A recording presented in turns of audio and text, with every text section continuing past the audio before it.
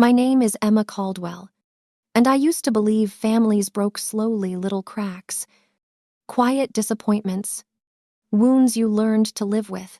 But the night Madison slid that silver box across the table, smiling like she'd already buried me, something in our perfect little facade finally snapped. A DNA test, a public execution disguised as a birthday gift. I remember the chandelier buzzing overhead, the taste of metal rising in my throat, the way Mom wouldn't meet my eyes. I thought the humiliation was the worst part. I didn't know it was only the first fracture. I didn't know someone had been preparing this moment for years. But what they didn't know was, I grew up in a house that looked warm from the outside, red brick, trimmed hedges, the kind of place people slowed down to admire on their morning walks. But inside, the air was always tight, like someone had shut all the windows years ago and forgotten to let anything new in. My childhood felt like living in a museum where touching anything was a mistake and breathing too loudly was a sin. I didn't understand the rules at first. I only knew that my mother, Patricia, spoke to me in clipped tones, as if every word she used on me cost her something. But when Madison walked into a room, Mom's entire posture softened. Her shoulders dropped. Her voice brightened. It was like watching a spotlight follow one performer on stage while the rest of us disappeared into the wings. When I was 8, I won a school art contest, a silly watercolor of a tree with crooked branches. I still remember the smell of tempera paint drying under the fluorescent classroom lights. The day I brought it home, proud and jittery, I found Mom in the kitchen. She glanced at the ribbon, nodded once, and said, "That's nice. Emma, set the table, please." Later that night, Madison burst through the front door waving a B- on a history quiz, and Mom clapped like she'd just witnessed a miracle. I told myself it didn't matter, but something in my chest folded in on itself. I swallowed it, but it carved deeper than I thought. There were small scenes like that, scattered throughout my childhood like landmines I kept stepping on. Thanksgiving mornings where Mom handed Madison the carving knife because she's more responsible, while I stood 3 feet away holding the same knife skills badge from Girl Scouts. Christmases where Madison tore open boxes of expensive makeup palettes while I unwrapped a cardigan 2 sizes too big. I didn't know it then, but each difference, each tiny, deliberate imbalance was teaching me something. I was not the daughter she chose to see. But the strangest memories were the quiet ones with Dad. He wasn't affectionate, not in the traditional way. But he saw me, really saw me. He noticed when I changed my handwriting to match Madison's. He noticed when I cut my hair short because Mom praised Madison's bob. And sometimes, before bedtime, he'd knock on my door 2 soft taps and sit beside me, the mattress dipping under his weight. He'd ask how school was, but the question always sounded like he meant something else. I didn't understand it then, but those small moments would matter later. By the time I reached middle school, the pattern had become so familiar it almost felt rehearsed.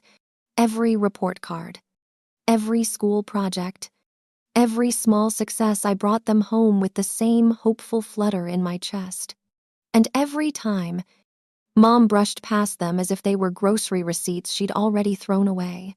Madison, meanwhile, could stumble through life like it was padded just for her. When she forgot her science fair project one year, Mom drove across town in her bathrobe to deliver it. When I forgot mine, she told me, without looking up from her coffee, actions have consequences. Emma, I remember sitting in the passenger seat that day, watching the rain bleed across the window as we drove to school. The wet smell of her wool coat filled the car, and her silence sat between us like a wall I couldn't climb. I told myself not to feel anything, but the hurt found its way in anyway. I didn't know it then, but learning to bury feelings would become both a shield and a wound. One night, when I was 12, I woke to the sound of voices cutting through the hallway.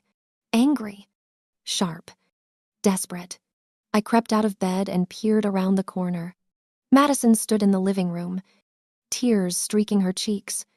While Mom hissed something I couldn't fully hear, Madison threw her hands up and cried. It wasn't my fault I didn't tell him. Mom's face went white, not scared, but furious. The kind of fury that hides something. When she noticed me on the stairs, she snapped, "Go back to bed. Emma." Now, I obeyed, but the words stuck in my head like splinters. I didn't know it back then, but that argument would unravel years later like a pulled thread. High school wasn't kinder. When I made honor roll all 4 years, Mom barely acknowledged it. But when Madison was voted most likely to succeed, Mom framed the photo and set it on the mantle like a trophy. I told myself I didn't care. I focused on college applications, scholarships, internships, anything to get away from that house with its quiet favoritism and cold hallways. I moved to Portland at 22, a small studio apartment, the first place that ever felt like mine. I lived among secondhand furniture, blinking streetlights, and the soft hum of the Max line passing by at night. I sent money home for a while, thinking it would help, but Madison spent it on vacations and spa weekends. When I confronted her, she shrugged and said, "Relax. You don't even like money like I do." I tried to laugh it off, but a knot formed in my stomach. Something was shifting inside me even then. A quiet realization I had spent my whole life orbiting a family that barely noticed when I left the room. I didn't see it clearly at the time, but everything I had buried, every slight, every wound was waiting to rise again. The first real crack appeared 4 months after Dad's funeral. Fall had settled over Seattle in that wet, stubborn way it always did, drizzle streaking the windows, sidewalks slick with half-rotted leaves. I drove back to the Caldwell house because Patricia insisted we have a small family dinner for my birthday. Her voice had that brittle brightness she used when she was hiding something. But I didn't question it. I still believed, in some quiet part of me, that maybe grief had softened her. But the moment I stepped inside, the old tension crawled across my skin like a draft under a locked door. The house smelled the same lemon polish, stale carpet, Mom's cheap Pinot Gris, but it felt different, emptier, like Dad had been the only person filling the rooms with air. Madison sat at the kitchen island, flipping through resort brochures, her tan still fresh, her hair glossy in that effortless, magazine cover way. She looked at me over her shoulder and smiled, a smile with no warmth in it. "Emma," she said, voice smooth, "you made it." As if my presence were optional, as if this was her house now. Dinner was worse, the clatter of silverware, Mom's forced laughter, Madison's endless stories about clients, parties, renovations. I tried to join the conversation twice, maybe 3 times. But every time I spoke, Madison cut me off mid-sentence. She didn't even look at me when she did it. She treated me like background noise, a blurred figure in a family photo. At one point, I asked cautiously about Dad's will, whether Harrington had reached out again. Mom froze, her knuckles tightening around her wine glass. Madison smirked into her plate like she already knew the punchline. Mom said they weren't ready to discuss legal matters. Her eyes flicked to Madison's, fast and nervous, like they had rehearsed this. My stomach sank. Something was being kept from me. I didn't know it then. But the secret was already rotting beneath the floorboards. Later, in the bathroom, I splashed cold water on my face and caught my reflection tired eyes. Hair pulled too tight. A woman trying desperately not to feel unwelcome in her own childhood home. When I opened the drawer to grab a tissue, something caught my eye, a photo shoved beneath old hair ties, a younger Patricia holding a baby. Not me. The man beside her wasn't Dad. A chill cut down my spine. The edges of the photo were worn, like someone had handled it recently, or moved it. When I stepped back into the hallway, the house felt different again, too quiet, as if someone had just been standing there, watching. I turned on the light, but the feeling didn't leave. It was the first night I sensed someone interfering with the past, moving things, hiding things, anticipating my steps. I didn't know it yet, but the dinner that followed would detonate everything. When I returned to the dining room, the air felt charged like static before a lightning strike. Mom brought out a store-bought cake, still in its plastic container. The frosting smudged on one side. She set it down without meeting my eyes. Madison leaned back in her chair, fingers tapping the stem of her wine glass in a slow, taunting rhythm. "I got you something," she said. Too loud, too bright. The kind of voice she used when she wanted an audience. She reached under the table and pulled out a silver-wrapped box. The bow gleamed under the chandelier. Mom whispered, "Madison, don't." But her voice cracked, thin as tissue paper. Madison pushed the box toward me with two manicured fingertips. "Go on," she said. "Open it."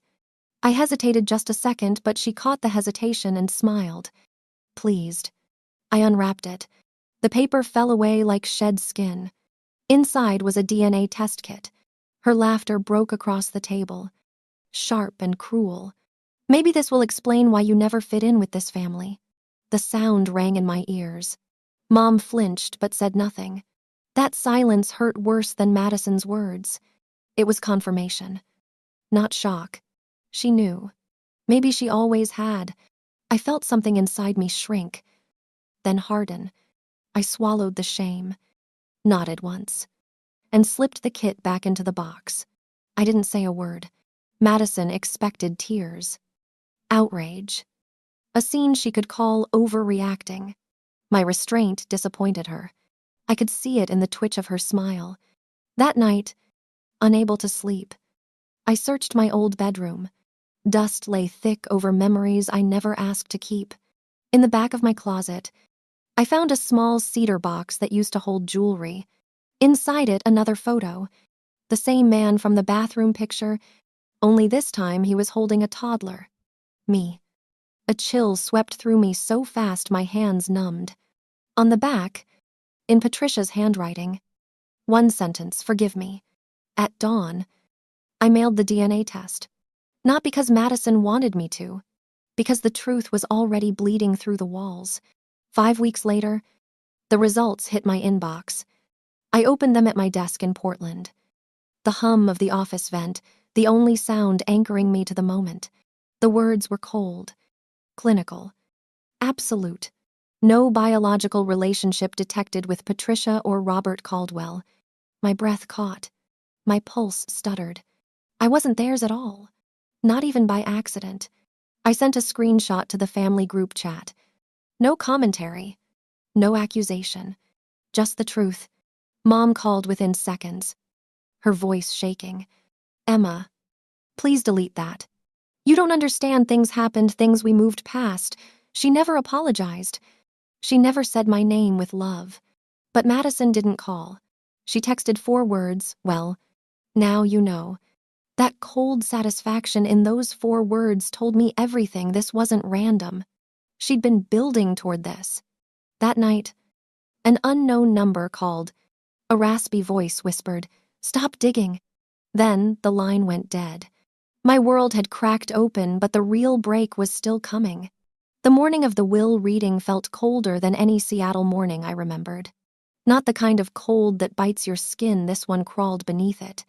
Jenna drove us to Harrington's office, her fingers drumming the steering wheel in a steady, grounding rhythm. "Stay quiet unless I nudge you," she said.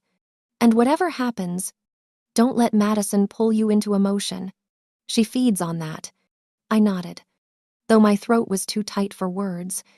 Harrington's firm sat on the top floor of a downtown tower, floor-to-ceiling windows, dark walnut panels. Everything polished to a shine that felt accusatory. A place where truth didn't hide. It echoed. Mom arrived first. Her shoulders slumped in a way I had never seen. Her eyes wouldn't lift to mine. Madison walked in moments later, heels slamming the marble floor like she wanted the entire building to hear her entrance. She wore a cream suit, expensive and crisp, as if wealth could be summoned just by dressing like you already owned it. She gave me a slow smile. "Emma," she said, drawing out my name. "Brave of you to come." Before I could respond, the door opened and Harrington entered, carrying a thick folder. The room stilled. Even the hum of the overhead lights seemed to fade. He sat at the head of the table. "Thank you for coming," he said calmly. "Before I begin, I need to state that Robert Caldwell left specific instructions regarding this meeting. Instructions meant to activate only if certain disputes arose." Madison's smirk faltered. Harrington opened the folder. Papers rustled like distant thunder. "Item 1, he read. "I leave 65% of my estate, including the Caldwell residence, investment accounts, and assets, to my daughter, Emma Caldwell." The words dropped into the room like a stone into deep water. Madison shot to her feet. "She is not his daughter," she hissed. "We have proof DNA she has no legal." Jenna lifted a hand, one small gesture, and Madison's attorney, sitting beside her, stiffened. But Harrington continued, unwavering. "Robert Caldwell writes, I have known for many years that Emma is not my biological child. This does not alter my decision. I choose her because of her integrity, her discipline, and her compassion. Blood is irrelevant to legacy." Mom's hand flew to her mouth. Madison looked as if the floor had tilted under her, but Harrington wasn't finished. 8 months before his passing, Robert hired a private investigator. He placed a thick stack of documents on the table. These show unauthorized withdrawals totaling $75,000 from Robert's personal account, all traced to Madison Caldwell. Madison's attorney muttered a curse. Harrington lifted another document. There is more. A hospital record. A signed request from Madison, filed during Robert's final week, attempting to alter his living trust while he was under sedation. The hospital refused. Madison choked. "That's a lie, she's lying." Harrington ignored her. He reached for a small flash drive. And lastly, a video message recorded by Robert before entering hospice. He asked that it be played only if his daughters contested each other. He clicked play. Dad appeared on the screen, frail but steady. His voice shook, but his eyes were clear. "Emma," he said, "if you're hearing this, it means the truth has reached the surface. I want you to know you were never a replacement. You were a choice, and I would choose you again." Madison let out a strangled sound anger. Fear, disbelief twisted into one, and in that moment, something inside me stopped breaking. It hardened. I looked at Madison, and she finally saw it, the shift in my eyes. The end of my silence. Madison didn't speak as the video ended. Her face had drained of color, her hands trembling in her lap. For once, the performance was gone. No perfect posture, no cutting smirk, just fear, raw and unfiltered. Harrington closed the folder gently, almost kindly. "There is a no contest clause," he said. "If Madison challenges this will, she forfeits everything, including prior financial gifts, which will be reclassified as loans, with interest." Madison's attorney leaned toward her, voice low but urgent. "Do not contest this. You'll bankrupt yourself." But she wasn't listening. Her eyes were locked on me wide, glassy, accusatory. "You think this makes you someone," she whispered. "You think you won." I didn't answer. Silence had always been my sharpest weapon, and now it cut deeper than any argument could. Mom finally spoke, her voice a cracked whisper. "Emma, there are things you don't know, things I should have told you years ago. I need to make this right." I looked at her, and for the first time, I didn't feel like a child waiting for something she'd never give. I felt free, making things right, I said softly.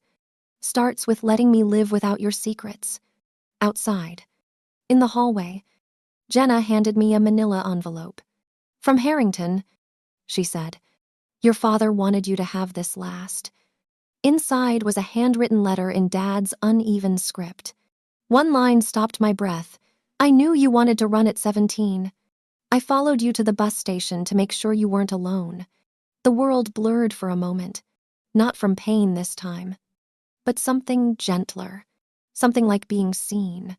As we walked out of the building, Jenna asked, "What now?" I looked back at the conference room door, the place where a lifetime of silence finally cracked open and exhaled.